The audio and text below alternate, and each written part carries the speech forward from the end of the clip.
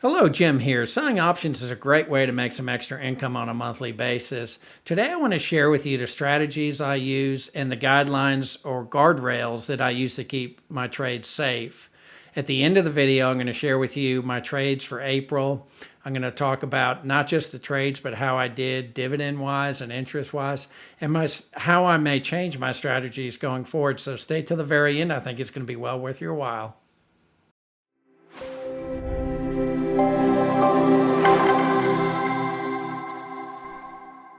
Okay, let's go ahead and jump right in.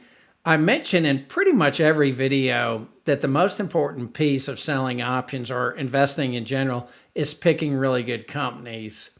So what I'd like to start with is, are they profitable? Do they have good return on equity and return on capital? Then I typically will look at debt. Do they have low debt or no debt? I prefer no debt, but companies who have a fairly low debt percentage, meaning it may be 1/3 of equity or possibly up to 50% of whatever the equity is, but definitely have a firm control over debt, and also like to see them paying down debt. Now, my overall favorite are companies that have no debt. Next, I also like to look at dividends. Do they pay dividends? Do they have plenty of cash to pay those dividends? Are they growing the dividends? It's less important what the yield is for the dividend. It's more important on how they grow dividends. I like to use the story that, Warren Buffett, when he bought his Coca-Cola shares back in the 80s, the amount he spent at that time, he's actually earning about that amount in dividends every year. So if you find companies that are growing their dividends, and own them for 20, 30, 40 years, the amount of dividends based on your original cost basis is huge. I mean, it goes up significantly. Other things that I do like to look at, which I've done more recently, is I do like to go out and look at their products. If it's a technical company, I like to see what they offer. I also like to go to the board of directors, look at who's on the board, and a little bit about the company, just to be sure, that it's not one thing or appears one way and is something else. I've run across some companies who have relocated to other countries, and they're really Chinese companies. So I've tried to avoid that. I try not to, jump into something without having a pretty firm understanding on who's on the board of directors. Next, I'd like to utilize what I call safe strategies. I have primarily 3 strategies that I typically use and 2 others that are less frequent. My favorite probably is covered calls. I've been doing them going back like 13, 14, 15 years. And it has worked out well for me over those many years. It allowed me to have a nice income stream every year that I could spend on different things. Then after that, I got into, about 3 years ago, cash secured puts and learned kind of the right way to trade them. And then once I learned those, I looked at what's called vertical put credit spreads. So let's slow down here a little bit. So the reason they're called cash secured puts is you have the money to pay for the shares if you ever get assigned. And the beauty with that is the fact that you're really not taking any risks. If you identify some stocks you want to own anyway, and people will pay you some money for the opportunity to sell you those shares, then why not make a little bit of extra income? Same thing with covered calls. People will pay me for the opportunity to try to own my shares. And the reason they're safe is, again, because they're covered. And then also you can pick the strike. You can say, well, I'm willing to buy that company at this price, and you can pick a strike near it. And there's other guidelines you can use. I also use what's called delta. It's a Greek. And it's just like a probability. So I use for calls around a 20 delta, which means it's 20% chance that it's going to expire in the money, or 80% chance that it'll never get to that strike price, and I can just keep the money and my shares never get pulled away. And the reverse is true with cash secured puts. It means that I can set a strike where I want to own that company, and if it never gets that low, meaning the stock price never gets that low, then I just keep the extra cash that I'm earning. Plus, the beauty why I really look at it as being safe is if I'm picking a stock I want to own and I like that price, then if it gets assigned to me, it's a good thing. Some of the biggest mistakes I've made over the years is missing out on some really good opportunities to own companies cheap. I had the opportunity to own Apple, I think right around 110. I believe Google in a similar price range. Same thing with Tesla, and I can go on and on and on.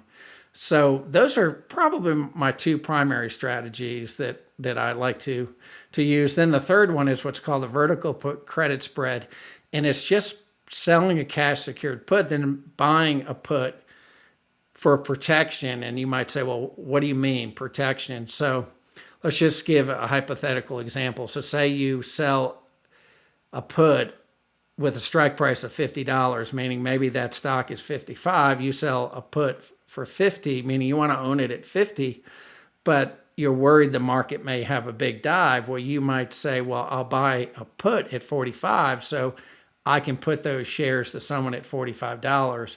So then really you're only at risk the difference in those two strike prices, the put you sold and the put you purchased, where one was 50 and the other one was 45, so $5 times 100 for each contract. Every contract with options is 100 shares. So it would be like $500 is what you're at risk for. Plus, actually, it's less than that because any premium you bring in for that sale lowers what your required capital is, or what you would have to pay, or max loss, that is. So I've been doing probably mostly vertical put credit spreads, and you'll see that at the end of the video when I share all my trades. I think I did 2/3 were vertical put credit spreads. Now that's typically higher. I've started doing vertical put credit spreads more often than cash secured puts, just for that protection, so that if we do have a market correction, I'm protected on the downside, because you never know. It can all happen at one time. If we get a 10, 15, 20% correction, it can happen within a matter of a week, and the market can go down that quickly. And I've lived through it a number of times. I've been trading since the 80s. So I've lived through quite a few downturns like that. And we're probably due one. We usually get one every year. We get like a small correction, and I think every 4 or 5 years we get a more substantial correction. And then I have other strategies I use less often. One is the iron condor. So you're saying, well, I'm okay with making money, and I use the iron condor primarily to make money instead of trying to own the stock. So you usually are identifying an upper level and a lower level that you don't think the stock will reach, and then you're selling both a vertical put credit spread and a call credit spread, again, reducing your risk either way. So typically it's only going to go one way. It's either going to go up or it's going to go down, and buying that protection with an iron condor just protects you. And the fact that you pick up premium on both sides, it can be very profitable. It is a little bit more complex to handle, but it works out fairly well. The next one is what I call the poor man's covered call. And what you do with that is you buy a call deep in the money, usually around 85 delta, and then you sell calls against it. And the reason it's called the poor man's covered call is because you're buying that call a lot less than you would be buying the shares. So say the shares are 50, you might be buying that call at $15 versus having to use the whole 50. So you don't need as much capital. And I've done that a couple times. I haven't done a ton of poor man's covered calls, but I've done a few, and they've one did not work out and the other one did work out. And again, it came to picking the right company or the wrong company. One, I picked Palantir and it has worked out well, and the other was Hanes Brands, and it did not work out well. So another important point I wanted to make is you don't have to do all these different strategies. Some people who are more risk averse, they could just do covered calls and don't really even need to go into all the different strategies. You can almost look at it like different levels or types of selling options. If you don't want to take on any risk, you could just sell covered calls. Not that they're not risky, there's definitely risk with them. But if you pick a high enough price that you're willing to part with those shares, then it can be fairly safe.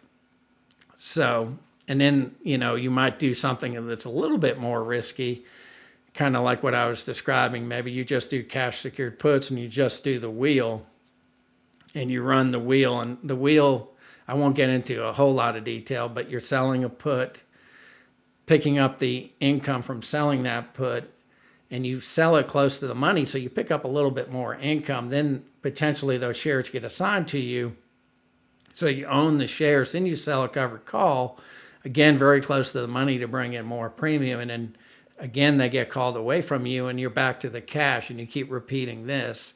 Some people like to do that to bring in a little bit more cash. A lot of times it's people who don't really want to own the securities. And then you can kind of go take it a step further. You can do a combination of the ultra safe, like I do with covered calls, and I have lots of investments that I do covered calls on. Then I do something that's kind of like the wheel, but a lot of times I will take less risk with the covered calls because I want to own those shares. So you can kind of work these strategies and decide what works for you. You don't necessarily have to do everything. And, a lot of times keeping it simple and not doing too many complex trades can be a lot easier compared to some of the others.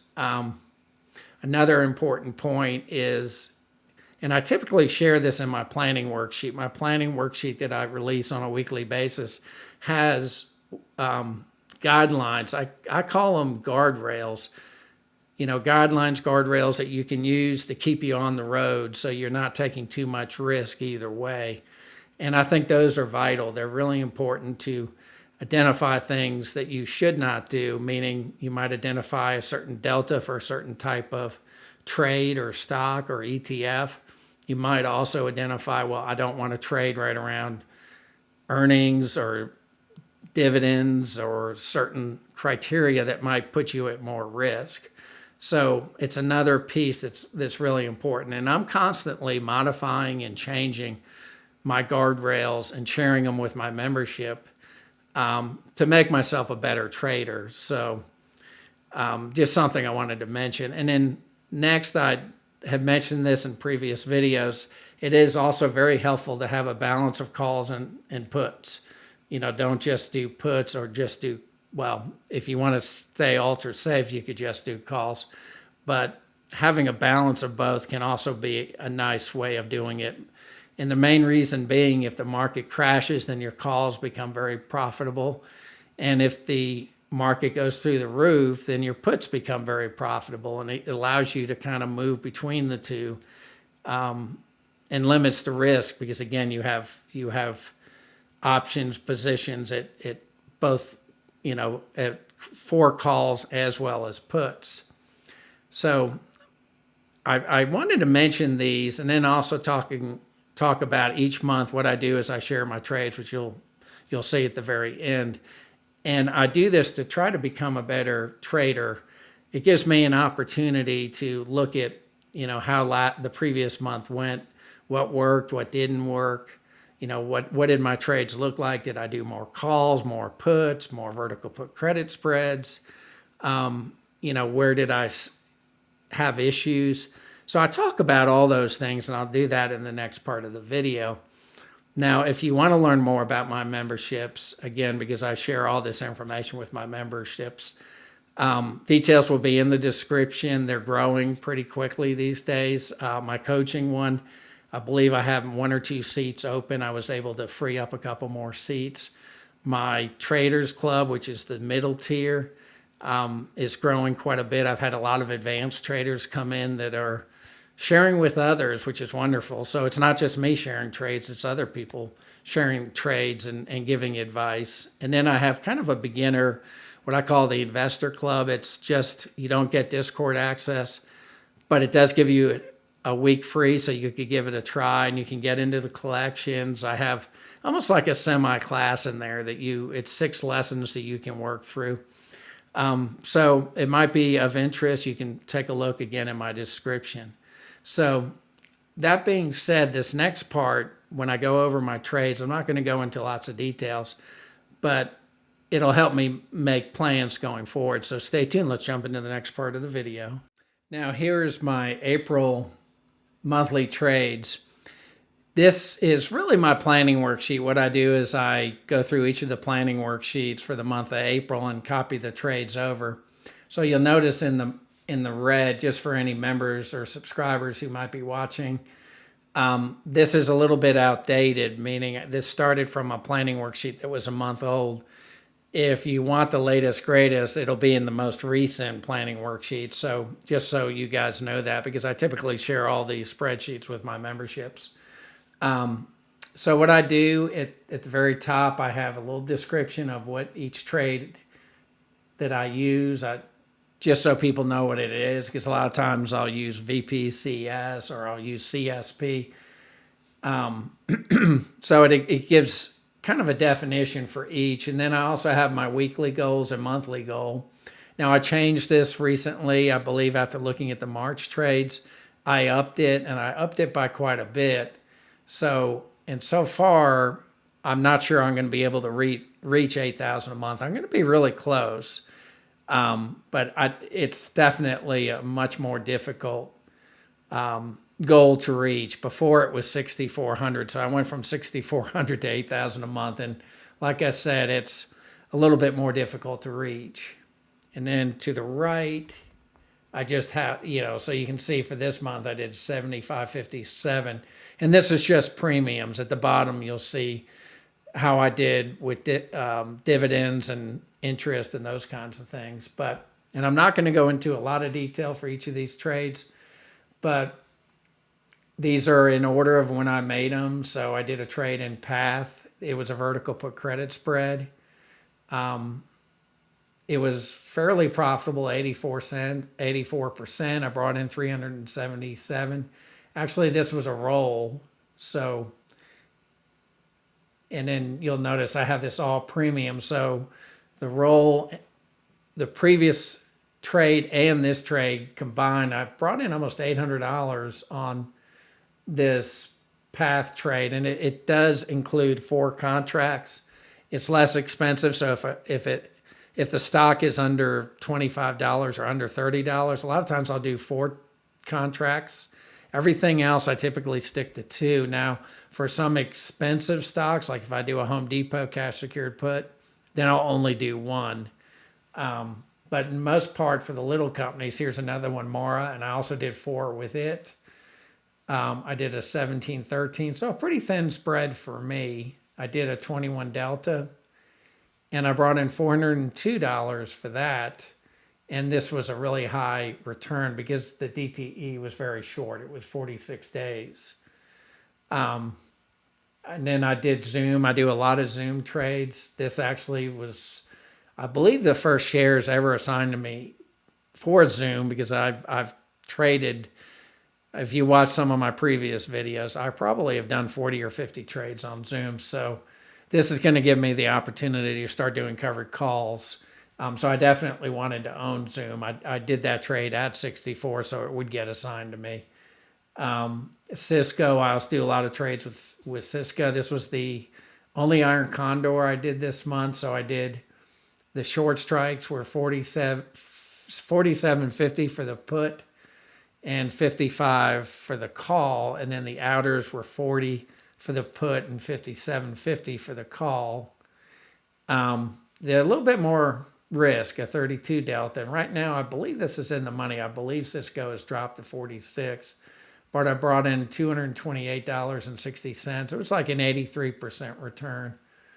And then Ford, this was a covered call. I've owned these shares for a while, and this is the first time I was able to do a covered call. Not the best premium, but good enough to get a fairly good return. Now for covered calls, I try to double my dividend, so I was able to do that. I believe Ford has around a 5.5% dividend, so it definitely doubled it. Then Tapestry was another trade that I did, another vertical put credit spread, and it was very profitable, 165%. But this is another one that's pretty close to being in the money. So was this also a roll? This was not a roll. So I'm perfectly happy with owning Tapestry. They also pay a good dividend, and they have low debt. And they're very, very profitable. So again, the company I want to own. All of these or companies I'm fine with owning. Zoom, again, another Zoom trade. This was a vertical put credit spread. This one is in my Schwab account, so it's a little bit different. I primarily, when I first started, just traded in my Schwab accounts, my taxable Schwab accounts. This is a trade that's left over. I think I've rolled it twice. So I want to get out of the trade. This is actually one I want to get out of, mainly because I need the cash in my Schwab account. I'm in the process of buying some land and helping my son start a business, and some of the cash in that account I'll be using for that. So I'm trying to maintain the cash. So I really don't want anything assigned at this time, but it was pretty good return. Next is Apple, and Apple did dip a little bit in April, and I did make a trade. The trade I made was 160, 150. If Apple drops again, I'll look at doing this trade for a second time. I still own it. I probably need to look today. I bet it's really, really profitable, but it had a pretty good return. Next is Shopify. This one also did get assigned to me recently. I am selling covered calls, and it does have really good premium. So this is, it was originally $65.55, and like I said, it got assigned to me. And I think my cost basis is right around 61 or 62, which I believe I sold a 65 call on it. IJR, this is one of the ETFs that I like. It's a mid-cap ETF. I believe it may be the real estate one. And this is just barely out of the money. So I do want to own these. So this one will probably expire out of the money, and I'll look at doing another one. Next is AMD. This one is also way out of the money. I could probably close it. Is this one rolled? No, that's not rolled. Looks like the IJR I did roll, because I rolled it to 107. So it did. Yeah, actually it was a covered call, so I did roll it up and out. Next is DocuSign. This is another company that I'm interested in, primarily because I'm a software developer and I'm working on a product that will compete against DocuSign. So I like to keep track of their product and what they're doing. So no better way than actually to sell options on them. And so I did a vertical put credit spread, 52.50, 42.50. And I think this one is also probably right around the money. I think it's like 55 currently. But brought in $311, pretty close to 100% return. Logitech, this one I believe I've closed recently, and that's why it's blue. This is probably when I closed it. Actually, this is the original trade. Since I did this or that planning worksheet where I pulled this off of, I've recently closed it. So I didn't even make it to the expiration for this. So 5/17, I believe it. I must have closed it about 2 weeks before that. So another good company, one I've had on my watch list for a long time, and only recently did it come down to a point where I wanted to invest in it. It also has no debt, and I use a lot of their products. Like I'm currently using one of their mouse, the mouse, and I believe I have a couple of other peripherals that I use. IWM, this is the exception to the rule. This is the type of trade I typically like to do. Instead of SPY, I like to do IWM, and this was 180, 170. Since then, you can see the price at that time was 194. I believe IWM is like 206, but again, it dips down, and I am playing with the idea of maybe I shouldn't worry so much about the price being over 200, as long as I use the same delta, maybe a lower delta than 20, that I could make these trades repetitively on a monthly basis without worrying about it being assigned. I currently have done a number of IWM trades, and none have ever been assigned. They're typically not quite as profitable as some of the others, but this one was fairly profitable, 233. Part of it is because I took a little bit more risk, a 20 delta. But like I said, it's currently pretty far out of the money. I should be able to close it here pretty soon for very little. Next is Con Edison. This is in my Schwab One broker. It's a covered call, 85. This is one of those weird covered calls that just never gets called away. It's literally, I think, $14 in the money now. I believe Con Edison's gone up to 19. The utilities have shot up. But it's done that before, then it comes down, and I just keep rolling it and bringing in more cash. Now, if it ever came out of the money around the time of the roll, I probably would let it expire. But literally, I think it's been in the money for almost 3 years. So this time I had rolled it to 11.15, same strike, and I brought in 287, which is like a 4.64% return, which again doubles the dividend. Covered calls, I like to double the dividend. So if you're averaging 4% in your portfolio and you can double those dividends, then you're earning like 8% just on dividends and premium from covered calls, which is quite nice. Most people could live off of that depending on how big their portfolios are. Next is APP. This is the AppLovin company, which this one I actually closed, but this was a very profitable trade. I believe I closed it way early, but it was 57, 47, 50, and I think, originally brought in 313. And it was like 105% return. I just literally put another trade in on them, I believe yesterday. I had to go higher because when they had earnings, they shot through the roof. They're very profitable, very good company, low debt, and growing quite nicely. I believe they have a special relationship with Apple too. So I believe the last one I did was 70-60 versus 57-50, 47-50. Next is TFC. This is Truist. This is my bank. And so I've sold cash secured puts on them and got assigned. And now I've been selling covered calls for quite a while. And again, being able to double the dividend. So I've earned a 5.6% return when I adjust for the year, and then brought in 327.40. And I think I have 200 shares. I may up that at some point. I do like Truist. Now, Mara is kind of new to me. This is one I decided I wanted to learn more about the miners. So I've been researching it. I've been trying to learn more about Ethereum and Bitcoin, and so I'm slowly learning. It's probably one of those trades I might close to get out of because I don't completely understand it. But part of my goal for making the trade is to learn more about it. So I did a 17-13. This was again 4 contracts. And I believe it was very profitable. Yeah, some 126% return. And actually this was a roll. I had rolled it. So between I believe 2 trades, I've been averaging over 400, the average is like 450. This one I did 402, and I did pretty close to 500 last time. So it's been very profitable. And I noticed today I could roll it again, but I'm going to wait till I get closer to the June 21st expiration. BBY is Best Buy.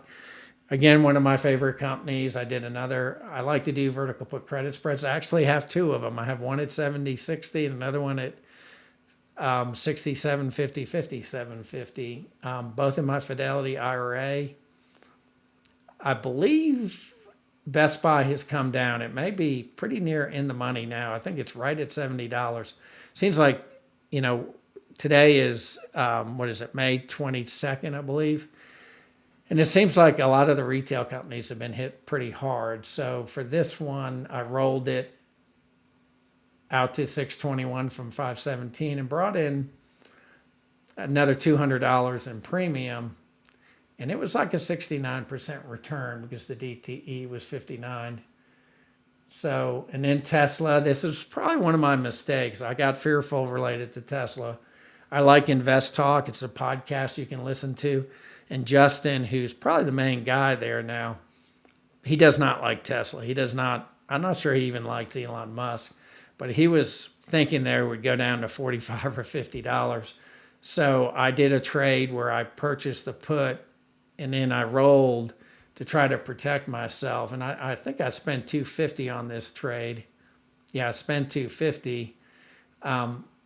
Originally, I'm still profitable because the total amount, I believe, you minus the $250, I still have a little bit of a profit, but that potentially would not have been a loss. The polar opposite happened with Tesla. It shot through the roof. I think it went from like 140 to 180. because at the time I was really close to being in the money at 145. I think it got right around that. It might have gotten to 150 or like 147.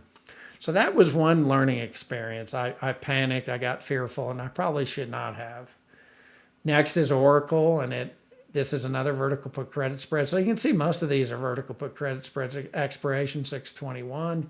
It was 114 at the time, and I brought in 462. So Oracle also has really good premium. This is one of, again, a really good return. And then PayPal, I had a covered call. I did get assigned PayPal a while back.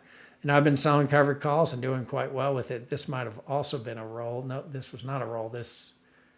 Actually, I'm looking at Walmart. I jumped ahead, but let's see. Yeah, that was a roll. So the PayPal, I rolled it out and up from 67.50 to 70, and I still brought in some pretty good premium. And this is like on a yearly basis, almost a 10% return just for the covered call, mainly because PayPal has some really good premium. Then I did a Walmart trade. I literally just closed this trade today, and this was for July 19th. So today is May 22nd. So I closed it way early, 56.67, 46.67. The reason it's a funny numbers is because of the big Walmart split. And I brought in 209. It was a 49% return, but again, it's probably double that, probably closer to 100%, because again, I've closed it so much earlier than July. Then I did a Coke trade, covered calls 65. I really like to do the covered calls right around 65, anywhere from 65 to 70. The delta was a little bit higher and brought in some pretty good premium, 230, again, doubled the dividend. Then eBay. I like eBay. I don't think Wall Street likes eBay, but they're very profitable and they don't have much debt. Now they're paying a dividend, and the dividend is growing pretty rapidly. So I own some of them. They did get assigned to me, and the covered calls have worked out well. So this is another covered call I rolled. I upped it from 47.50 to 52.50 and brought in a little bit less interest, but I believe they pay right around the same amount. So again, I came really close to, if not doubling the dividend. TSM, this is that Taiwan microchip company, I think is their name. In my Fidelity, it's a vertical put credit spread, 125, 115 that I rolled. Same strikes, rolled it out to July and brought in another $294. So on the original trade and the roll, I've made $693. That's right on the all premium column, and the yearly ROI was 77%. Now, this is just taking this divided by this, adjusted for the year, and you can see the actual calculation. So, and then CLS, another company that I like that is also very profitable. I got CLS, I believe, from Seeking Alpha. One of the companies, I actually did a trade in UPS today, and I got that actually from bar charts. So finally, I'm getting a few good ideas from bar charts too. And if you're curious about Seeking Alpha or bar charts, I do have links below. I am an affiliate, so I would get a kickback. But I've been using both, and they've definitely helped me with finding trades. I still prefer Seeking Alpha, mainly because of all the analysis that's in there and all the, it's just easy to identify a good company, at least in my mind. So CLS, this was a cash secured put at 40. This one I'm also looking to close today. I rolled it out to 719 and I brought in another 244, so I've made 525. But I looked at it earlier today and it looked like I could close it for 20 per contract. And I actually put a limit call in to close it for $10 per contract. So I don't know if that'll go through, but if it does, this will be a lot more profitable than what it's showing. And again, this is a cash secured put. You can't really compare this percent with a vertical put credit spread because, again, for the cash secured put, you're using the full value of what's required to own those 100 shares or 200 shares. So thanks thanks for hanging around. I know this is a lot to go through. Again, I do have a vertical put credit spread, but I closed it here. It became very profitable at 55.45, so I did close it, and I paid 620. The original trade I made 301, but it was very profitable. So here's what it looks like for the whole month. So I did 7 covered calls. I did 3 cash secured puts, and I did 18 vertical put credit spreads. We can widen that a little bit. I did not do any poor man's covered calls this month. I did 1 iron condor, again, Cisco, for a total of 29 trades. So you can see here a good 2/3 of all the trades were vertical put credit spreads. So now if we look at my success for the whole month, and I broke it down by different accounts. So I did 75.57 for all my premium that I brought in. I brought in 13 for my Schwab account. Monthly, that's like a 2.3%, which is actually based on the value of all the assets. So again, in my brokerage, my Schwab brokerage, it's mostly invested. So it's mostly covered calls. I don't do as many trades in it. But this is still like almost a 3% yearly return. Now, typically I do a little bit more than that. I usually do like a 0.6% and have more like a 7 or 8. I'd have 7 or 8% yearly. Now, in my Fidelity IRA, I did 52.65 in premium. And that's like a 1.3%. And I'm typically for that one shooting for 1%, mainly because it's a big account, over 400,000. Here you can see it's 404,000 is what I'm basing it on. And then on a yearly basis, just with the premium, that's almost like a 15.5 to 16% return for the whole year. And then finally, my Fidelity Roth, which my goal is between 1 and 2%, and I got pretty close to 2%. It's a much smaller account. It only has 56,000 at the time. And that's almost like a 21% yearly return just on premiums. Now, that's not taking into account, appreciation, or if the market dives. April was kind of a rough month. So I believe a lot of my accounts might have been lower at the end of the month compared to the beginning because, again, overall the markets were pretty much down for the month of April. Now, so that's the total premium, and that's how it breaks down. Now, the dividends, and these are actual numbers, I'm averaging about $1,900 on a monthly basis for dividends between all of these accounts. And then for interest, which 90% of it, 95% of it comes from Fidelity with the way they pay interest in their accounts. So I'm brought in $1,152.61 of interest. And then my overall for the whole month was $10,634. Now, a lot of this, again, is in my retirement account, so I don't actually access this. In my Schwab accounts, I do. I use them like a checking account. I pay my credit card bills. I just today or yesterday did I had to do a payment to Remax for earnest money for this land that I'm looking to purchase. And I might even get a credit card with them. And I may go away from Truist, depending. I still like to have Truist, but I found it's real convenient to work with Schwab. And I believe Fidelity is the same thing. I got a notice yesterday from Fidelity that they have 2% cash back, plus they'll pay you $150 bonus if you use their credit card. So here's what I learned. Fidelity IRA now it's 3 accounts in one.